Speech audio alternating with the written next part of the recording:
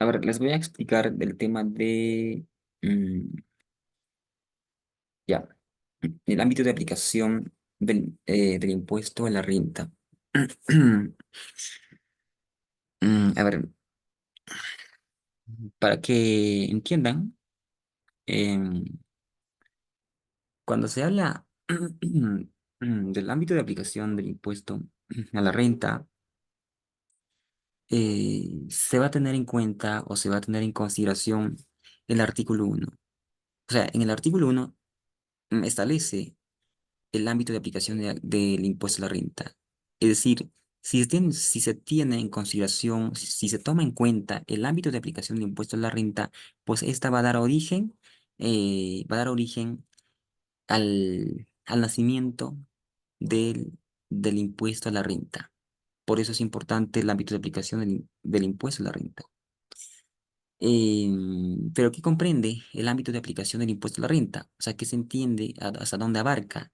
Pues el artículo 1 o conforme al artículo 1 de la ley del impuesto a la renta, pues lo expresa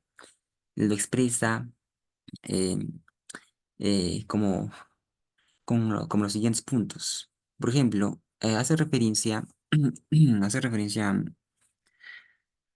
hace referencia a las rentas que provengan del capital y del trabajo y de aplicación conjunta, y mejor dicho, y de aplicación conjunta de ambos factores, ¿no? Pero ¿qué se entiende? Las rentas que provengan del capital y del trabajo. Primero voy a precisar en tanto respecta a las rentas que provengan del capital. Las rentas que provengan del capital está referenciada o hace referencia a la teoría de renta producto.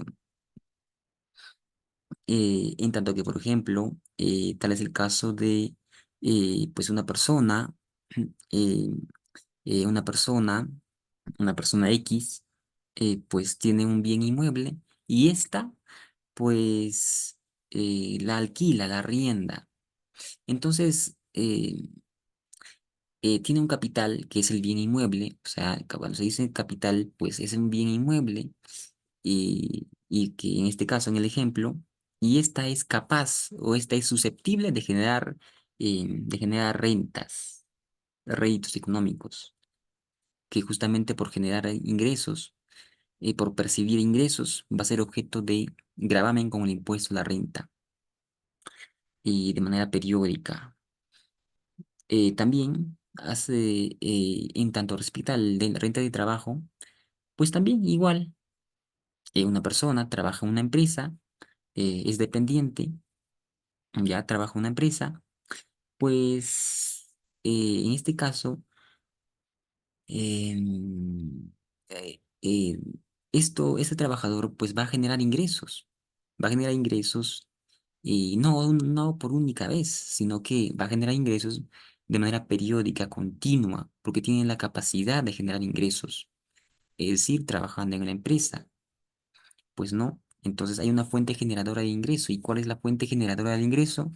La fuente generadora de ingreso es la persona con sus facultades, ya sea intelectual o fuerza física, para poder ejercer un determinado trabajo. Pues no. Entonces, por eso se entiende rentas de trabajo. O de aplicación conjunta de ambos factores. O sea, aplicación conjunta de ambos factores. ¿Y qué se entiende por esto de aplicación conjunta de ambos factores? Es decir, donde debe haber la unión de ambas, ¿no? ¿Se entiende por eso? Por ello, que eh, renta de trabajo, renta de capital. ¿Y dónde se va a ver esta reflejada? ¿Dónde se va a ver esta aterrizada? Se va a ver aterrizada esta, por ejemplo, con un ejemplo va a quedar clarísimo. A ver, chicas, les voy a explicar esto. Por ejemplo, empresa. Una empresa que vende zapatillas, ¿ya?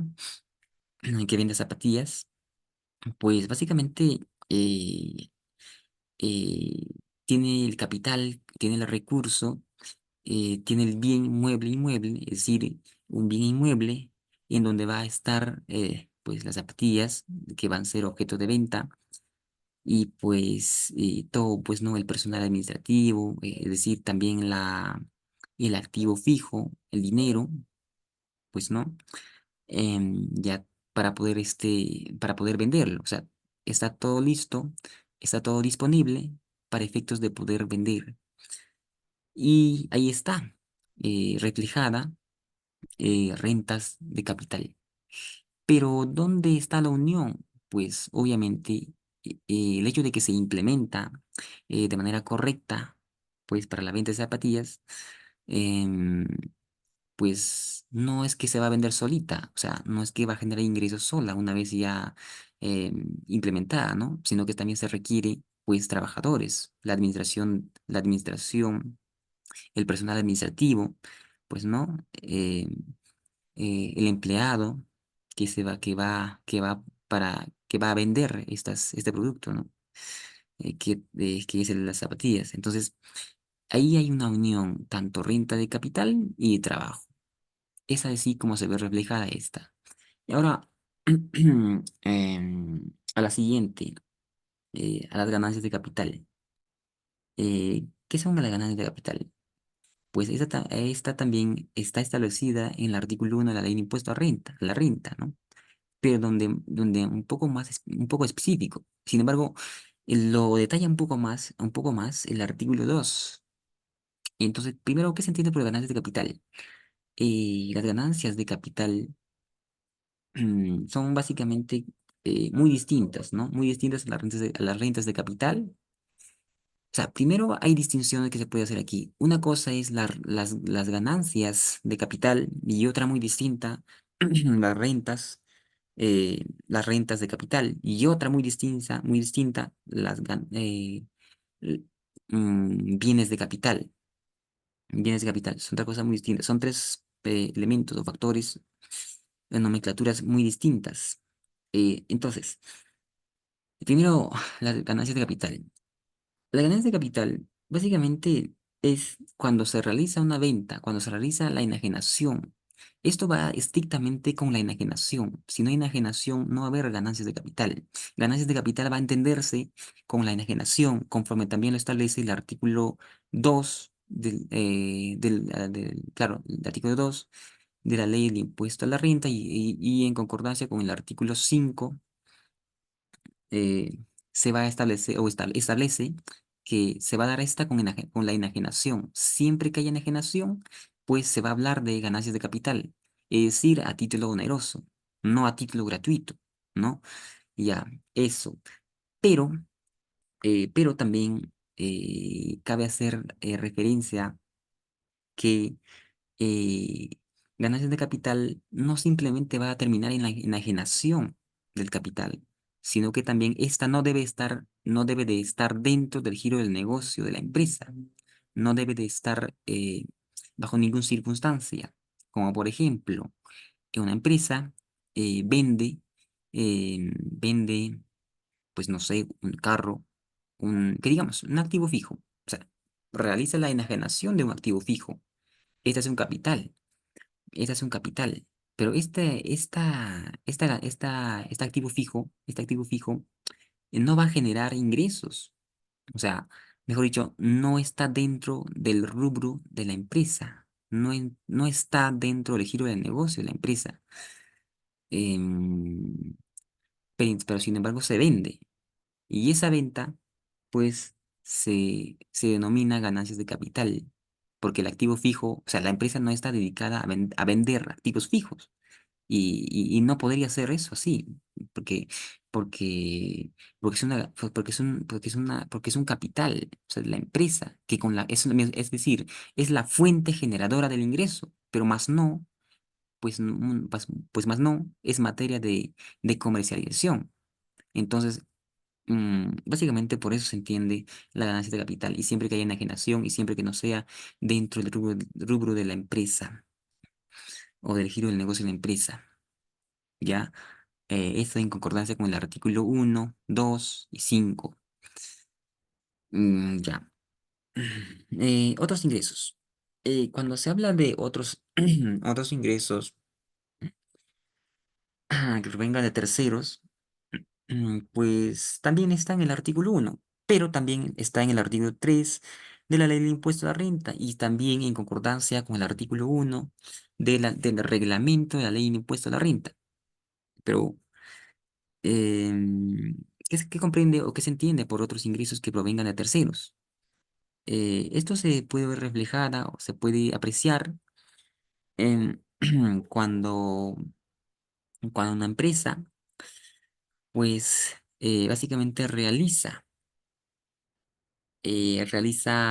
una, que digamos, una enajenación de un bien, de un bien. Es decir, cuando se da esta enajenación de un bien, ¿correcto? Cuando hay una enajenación de un bien, ya sea de una persona natural o jurídica, pues hay una operación con terceros, ¿correcto? Hay una operación con terceros que esta va a generar, o sea, contrata con una persona, o sea, con la otra parte, la empresa con otra parte contrata, pues para efectos de generar ingreso de un determinado, pues no sé, rubro, no sé, de algo, pero contrata con una empresa y que a razón de este contrato va a haber una ganancia, va a haber, va a haber ingresos, va a haber ingresos. Entonces, en tanto que haya ingresos y en tanto que haya operación con terceros, entonces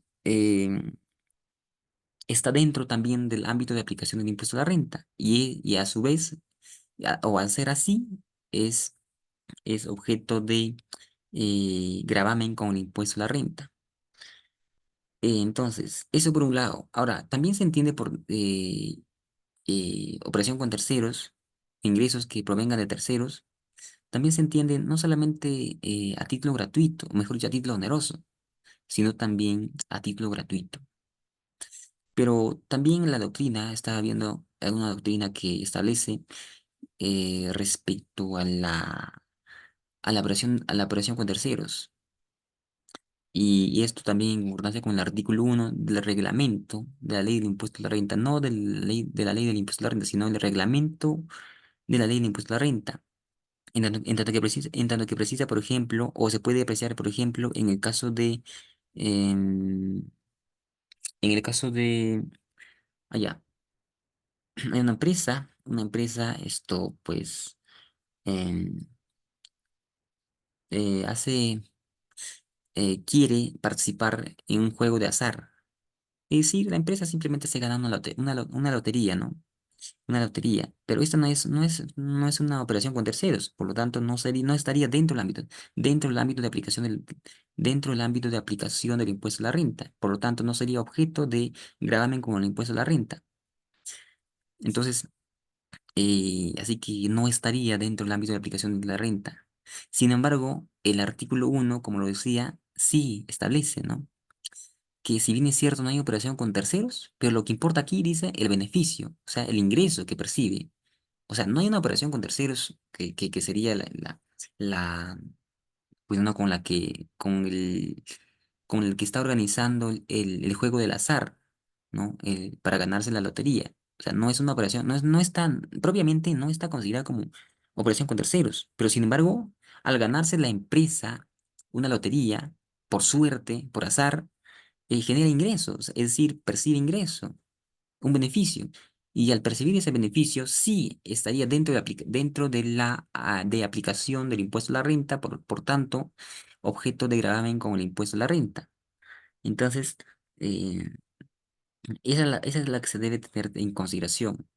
Ahora, también respecto a las rentas imputadas, incluyendo las de goce, bueno, eso también ya es casi redundante, pero eh, también también está dentro de dentro del ámbito de aplicación del impuesto a la renta,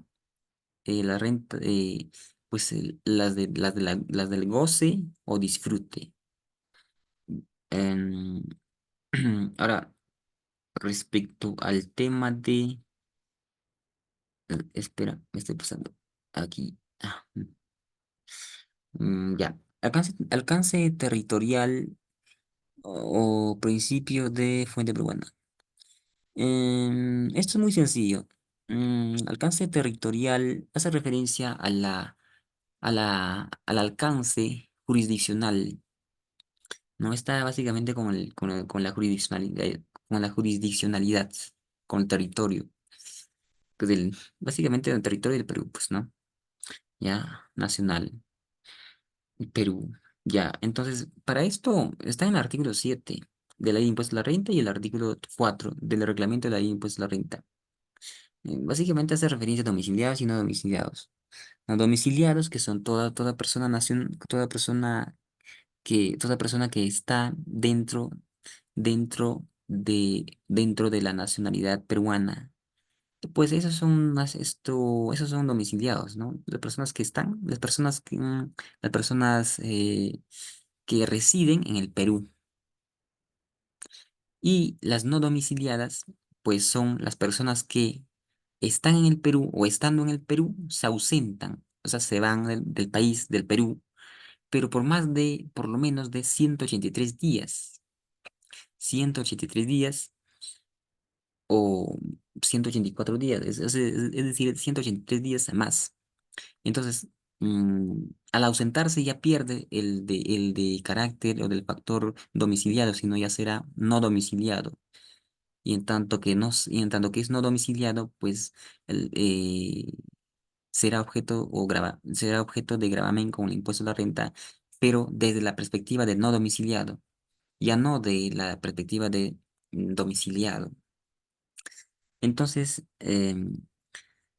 ahora con relación al artículo, con relación a a la persona jurídica, simplemente las personas jurídicas serán domiciliadas cuando la Constitución, es decir, por su forma de constitución, si la empresa se ha constituido en el Perú, en el país, entonces esta será domiciliada, ¿correcto? Y ya, pues, si es que no es constituido en el Perú, más bien en el extranjero, pues ya será no domiciliada. Eso es lo que hace referencia. Y cabe también hacer referencia al artículo 6. Las personas no domiciliadas van a responder básicamente por la fuente peruana, es decir, una empresa extranjera, sin embargo, o sea, es constituida en el extranjero, sin embargo, realiza actividades también, no sé, con alguna sucursal en el país o en el Perú, realiza alguna actividad. Sin embargo, la matriz la tiene o la constitución ha sido en el extranjero. Pero sin embargo, se genera ingresos en el país, ya sea por brindar un servicio, por, por realizar por vender un producto, pues, pero en el país. Entonces, se está generando ingresos, se está generando ingresos en el Perú, no estando o siendo constituido en el extranjero, pero sí está generando ingresos en el país. No será tanto como en la matriz, pero sí está de alguna manera generándose, la empresa generando ingresos en el país. Y por esta va a responder con el impuesto a la renta, pero solamente la fuente peruana, es decir, en tanto se generen ingresos en el Perú, no en el extranjero. Solamente por eso. Ya. El artículo 9 de la ley de impuesto a la renta también expresa, ¿no? Que dice, cualquiera sea la nacionalidad o domicilio de las partes, del cumplimiento y los contratos. Esto hace referencia básicamente eh, a las personas, por ejemplo, a las personas que trabajan para una empresa. Si una persona trabaja en una empresa em, y ha sido constituida en el país, ha sido constituida en el país, eh, pero su trabajador no trabaja en el Perú, sino más bien realiza trabajos en el extranjero, o sea, trabajo en el extranjero, pero ese trabajo que realiza en el extranjero es en beneficio de la empresa de la empresa que está en el país. Entonces, es por eso que ese trabajador que está en el exterior va a responder por el impuesto, o sea, va a responder por el impuesto a la renta. ¿Por qué? Porque está generando ingresos a razón de la empresa que está en el país. Eso es básicamente lo que comprende esto, ¿no? Lo que importa es el vínculo contactual y lo más importante es la fuente generadora del ingreso, ¿no? No sin importar que esté en el extranjero, pero si ésta genera ingresos en el país, o sea, a razón de que la empresa esté constituida en el país, entonces sí será y sí estará bajo el alcance y, mejor dicho, sí estará también bajo el alcance del ámbito de aplicación del impuesto a la renta y y será materia de gravamen con el impuesto a la renta, por consiguiente, ¿no? Ya. Solo solo eso creo que se tendría que tomar en cuenta para efectos de que nos pregunte algo así. Ok, eso es todo.